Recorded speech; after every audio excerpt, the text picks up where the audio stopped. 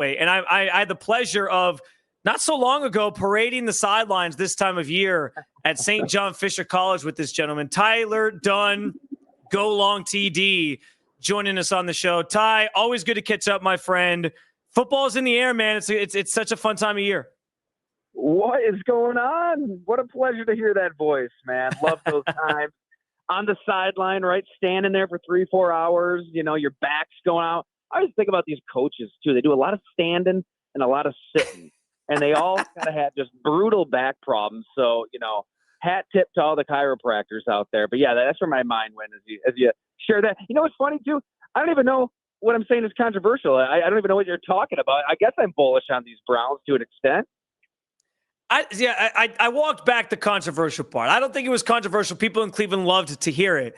But I am curious, Ty, because some. Yeah, that's true. Some. But I am curious, Ty, because one of the things that you said was that you think the Browns are going to be better than expected. And I'm actually right there with you. Like the Vegas win total, I think, is a little low. And I've been saying all along, like, if you can just get average offense off of what you had last year, why can't you win like even 3 more games than you did a year ago? But I guess I'm curious from your perspective, what does better than people are expecting look like? Like, could they be a fringe playoff team, or is that maybe dreaming a little too big? Ooh, it's a brutal schedule.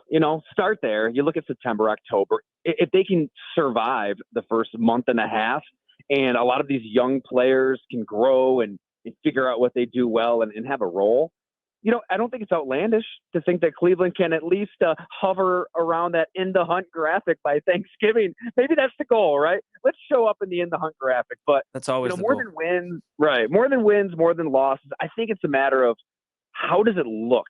And I had the pleasure of chatting with Grant Delpit at length there in Berea. This would have been back in the spring, and we've got a story up at the site if folks want to check it out. But I just think it's a matter of, okay, you have a chance to kind of create a whole new world where, maybe you have to deal with the contract of Deshaun Watson, but you're finally kind of looking at that light at the end of the tunnel and trying to remake this team while still maintaining a core of vets. And, I think there might be some fans out there that look at this as, being kind of half pregnant. Are you rebuilding? Are you trying to compete? I don't know, man. Like, talking to Joe Thomas, who lived the Hugh Jackson days, I think completely just gutting the roster and everything is what you do not want to do, right? You can't have that building reeking to that extent ever again. If you have a Hall of Fame talent, it behooves you to keep that Hall of Fame talent around. I love this defense. Myles Garrett, Delpit, Denzel Ward. There are some core pieces there, to your point, Spence. If they can get something out of the offense and not turn the ball over and not be just an utter disaster at the quarterback position, I see them winning some of these games at the end. Ty, one of the other things that you said that I think raised a lot of eyebrows here in Cleveland was that it's a better way to put it. You think Kevin Stefanski is a top 5 coach, and that's not something that I personally want to push back on because I have been a bit of a Kevin Stefanski defender in this town. But what is it about him that you think makes him a top 5 coach in the NFL? I think it's a matter of circumstance, too. And look, he's not completely blameless when it comes to the decision of handing $230 million guaranteed the draft picks. I'd imagine he's a voice in the room to some extent.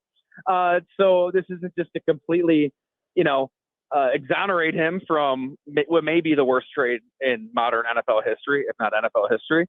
But look, he's won a lot of games with terrible, to put it nicely on radio, quarterback play. I mean, it blows my mind that the Browns have been able to get to the playoffs twice, have 2 very competitive contending teams in December with who they've had playing the quarterback position. And I thought that Joe Thomas put it really well, where he's one of the best at just scheming up big plays. Regardless of personnel, he can get a receiver open down the field in a big time situation. Is that quarterback always hitting the receiver? No. But I think that this is a team that's dealt with some brutal injuries, some brutal quarterback play, and the fact that they've been able to win and be competitive for the most part says a lot about coaching. And when it comes to Stefanski, I'm kind of even thinking back to his Viking days, knowing some sources there in Minnesota. I mean, everybody speaks so highly of him, players, coaches. This is who you want, I think, leading your team. I'm just surprised that, there would be as much talk as there is on wanting to get rid of him. Now, look, if they go out there and, none of these 4 guys show anything at the quarterback position and they go 3-14 again, maybe you're forced to do something. I get it. Like, that pressure could be through the roof. I just don't see that happening. I see this team being competitive in games that people don't expect them to be competitive in. Look, the Steelers are going to take a step back. They're directionless. They're delusional. I mean, if you think you're going to compete for a Super Bowl with Aaron Rodgers at this stage of your career, I've got some, real estate in Antarctica to sell you. They're not Ooh, enticing. good. I mean, I think Cleveland finishes ahead of Pittsburgh this year. I look at these two rosters, and I just like the Browns more. I like their coaching, more, at least on the offensive side of the ball. And maybe this is a year once and for all that they're able to, not overtake Pittsburgh. I mean, Pittsburgh has owned them, but maybe the pendulum starts to swing their direction a little bit. I think they actually have a plan at the quarterback position. If it might not look good now, day to day, but I like throwing these darts at the board with all four of these guys and having some picks next year to take a stab at it then if none of them pan out. So you mentioned having a plan at the quarterback position. What do you think the ideal year for the Browns at that spot looks like this year, given who is on their roster? I think ideally you'd love Joe Flacco to continue this magic carpet ride. I mean, he did win comeback player of the year over Damar Hamlin right here in Western New York where I live. It was fun. It was fun as hell. The YOLO balls and the big plays and just seeing him a little bit there during OTA's minicamp. I mean, he still has an arm. I mean, he could sling it. So I think their ideal world is, look, he's your quarterback. He stabilizes. The position is Joe Flacco earning a 7-year contract at his age? No, not exactly. But I think it's a matter of respectability and competing.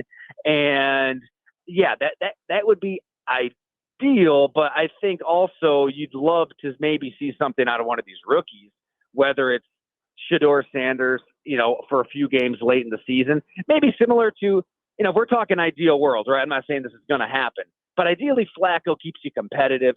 I mean, you're hanging in that playoff hunt for a while, and maybe if you're out of it by the end of the season, you get a little 3-game cameo out of one of your rookies, and he balls out, and you're really excited about him in the future, right? You play Shedeur Sanders or Dylan Gabriel at that point, and he looks like Michael Penix did for Atlanta at the end of the season. I don't know if that's going to happen. I just love that they're keeping their options open. That maybe it's one of these guys. Hell, maybe Kenny Pickett has himself a Sam Darnold resurgence. You're going to have that ammo next year in what should be a better class of quarterbacks. I think that's the big thing too. Is kind of targeting a year ahead of time for one of these prospects and not getting stuck like those Steelers. I mean, they backed themselves into a corner for a quarterback in a historically putrid class. By the time they moved on from Ben Roethlisberger, and they should have moved on a year or two ahead of time, they forced themselves to draft, Kenny Pickett. And, I like Pickett a lot. And I think it was a terrible situation there. I mean, Matt Canada was the worst play caller in the sport. The line was a joke. They did no favors for Kenny Pickett. I wouldn't be surprised if he did something there in Cleveland. But there was just no plan. I mean, by the time you're drafting a guy, you're overdrafting him a little bit. Buffalo did the same thing with E.J. Manuel in 2013 here, and then you're setting yourself back a year, 2 years, 3 years. I think Cleveland's doing a good job of kind of forecasting the market at the position and thinking 2, 3, 4 moves ahead of time. The key is to keep your jobs, though, right? Like, you got to be competitive. You got to sell to ownership that you have a plan and that you have a team that is going to fill seats in the new stadium. So that's kind of the balance that I think Andrew Berry and Kevin Stefanski are tightroping here. Tyler Dunne joining us on the show, of course, writes for his own personal site, golongtd.com.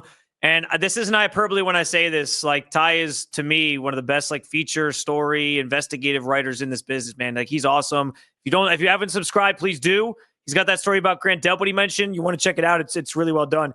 Ty, you've been part of numerous quarterback competitions there in Buffalo over the years, watching that sort of play out. So you know how these things tend to go.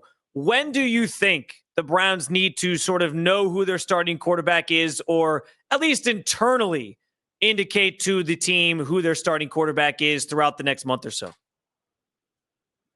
You have to think they've got a really strong idea right now. It's not like they're just rolling a ball out onto the field, late July, and hey, best man wins, and everybody has the same exact shot to win this. They got to have an idea. It's probably like you're kind of looking at two mini battles here between Flacco and Pickett as the vets, Gabriel and Shador as the rookies, maybe competing to be that young guy in waiting if the season falls apart, and maybe you want to see what one of them look like. But I would think a week or two, right? Like you don't want this thing to drag on and on and on. And the Browns have even spoken to that effect on wanting to get some answers, right? You don't want to rush it, but you want one of these guys to blow you away. And I'm trying to think of a comp because the Bills have definitely been through it. At 2015 with Rex, they didn't have much of a plan at quarterback, and it kind of backfired. But they went in thinking Matt Castle was going to be their starting quarterback. That's who Greg Roman, the OC, wanted. But Rex loved Tyrod Taylor. And then they had EJ Manuel kind of hanging around, and EJ never really had a shot. They told everybody that he did, but he wasn't getting the reps, and you could see it. So that's kind of the problem here too, right? Like the new CBA, it's not like you have an abundance of practices and reps, 11-on-11 work for everybody to get the same amount and to really see. So you do kind of have to pick and choose your battles. And eventually Tyrod just made a few more plays than Matt Castle. It was clear that he gave you the best chance to win. So what's that moment for the Browns? Maybe it is that first exhibition game. Maybe you see something like the Bills did in a Tyrod Taylor where, somebody blows you away and you just go that direction. So I don't think they're going to want to, kind of tiptoe around this thing and let it drag on and on. You got to have your team rallying behind somebody week one. Ty, I got a couple more here for you. One more overarching AFC question, but before we get to that, we have teased the Grant Delpit article. I just want to get a sense of, as you talked to Grant, as you worked on this piece, what did you glean from your conversations with him? Just what did you learn maybe about him as a player and as a person? I think you have to go back to the last game of the season where the Cleveland Browns had nothing to play for. You're facing a Baltimore team that had everything to play for. And Grant was the one inside that locker room who looked everybody in the eyes and said, we're going to find out who's riding with us in 2025. Yeah. Like basically, like if you're not going to work, if you're not going to, pour your blood, sweat, and tears into this thing, like get the hell out of here. You're not a part of this. And they go out and Grant made some plays. The last couple of games, his coach told me this. He's like, go back and watch those games. He's playing hard, and you can see those moments out of Grant Delpit. But you didn't see those moments out of a lot of these players, and a lot of those other players are gone. They turned over the roster, and I think that's the key in talking to a source in that Browns front office. They want to find players who are like Grant Delpit, players who are going to get socked in the jaw and know how to respond to adversity. How often did you see last season the Browns players just kind of roll over and die? I mean, they were outscored by 177 points last season, which is even a lot by Browns measures. So they've got to figure out a way to rewire the DNA of this team. And that's kind of the whole point of the story is Grant Delpit is the one that wants to be the voice for everybody to follow. Now, Myles Garrett's unbelievably talented, not necessarily like an A-plus leader. Like, he's going to lead by his action. They need somebody in the locker room who's going to speak up and kind of take the bull by the horns. And Delpit realizes it's got to be him. And, I look back at those LSU days and chatted with Bill Bush, his coach with the Tigers. You can kind of look at that cutthroat world in Baton Rouge to get a sense for maybe what the Cleveland Browns are trying to create. It was a different world, hitting drills. And I mean, it was like Junction Boy stuff at times. So a lot of fun trying to figure out what kind of world the Cleveland Browns can create. I think that's what's exciting about this team. They can create a whole new world, right? Everybody's excited this time of year, but I think with Cleveland, it's got to feel like maybe a weight's lifted off the shoulder to a degree where, all right, now we can actually try to build this thing long term. We're not kidding ourselves anymore. How much does that leadership aspect of things matter inside an NFL locker room? I think it matters a hell of a lot because I don't know, like I've never viewed football through a mathematical equation like baseball. Even there's so many X and O's junkies and gurus, and you pull up Twitter and it's like everybody's a film expert. Look, like football it's the ultimate violent, physical team sport. It's 2 minutes left, fourth down, you're on E. How in the hell are you going to respond? And look, if you screw up, your teammate next to you might get his bell rung. There's nothing like it. So you do need leaders, legit leaders, people to follow who know how to navigate through this beautifully callous, cruel world. And I think the teams that have those leaders established, they respond in December. The teams that don't, they're going to quit and they're going to die and they're going to go through losing seasons. I think the Browns are trying to figure out those players. And I think Grant Delpit realizes he needs to be that player who kind of leads the charge. Ty, we'll get you out of here at this. More of an overarching question in relation to the AFC. Because, listen, the Chiefs still a juggernaut in this conference, obviously, and they did make a run to the Super Bowl. They are still the defending AFC champions. But given how that Super Bowl went and how lopsided it was, do you kind of get the sense in people you've talked to, and I know you talk to teams all around the league, but from some of these teams that are like true Super Bowl or AFC contenders, the Bills, the Ravens, etc., do you get the sense that like these teams feel like maybe the Chiefs are vulnerable for the first time in a while to actually be beaten and overtaken in the playoffs, and that maybe this is their chance to sort of slip in and win a Super Bowl? Yeah, I do. I mean, it's blasphemy for us to talk like that, right? Like it's taboo to think, oh my gosh, like the king is dead and they're done and it's their time has passed. And I don't think we're saying that because I think we all know Andy Reid, Patrick Mahomes, they play the long game, right? This is Greg Popovich and Tim Duncan and the Spurs. Like they'll use September and October to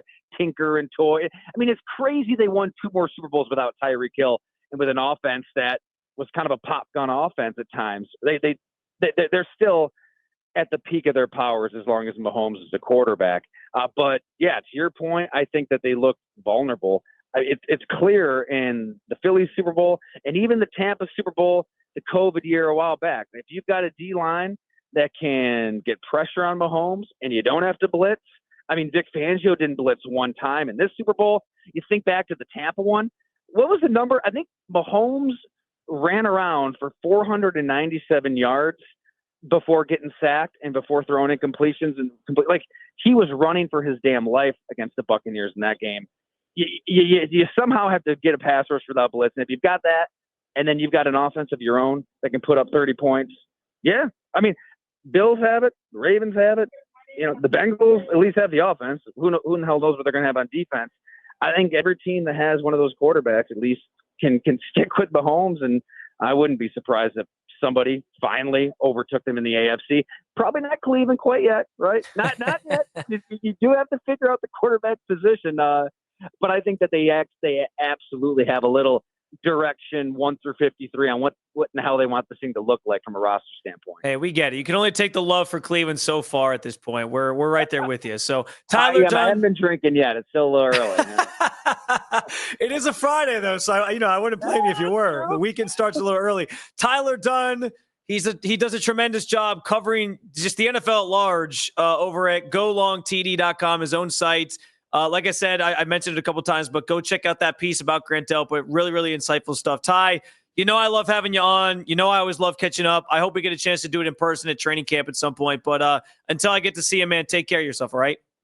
Hey, thanks so much, Spence. You as well. Great chat, and let's do it again soon. Absolutely, man. Thank you so much. Tyler Dunne on the Fan Hotline.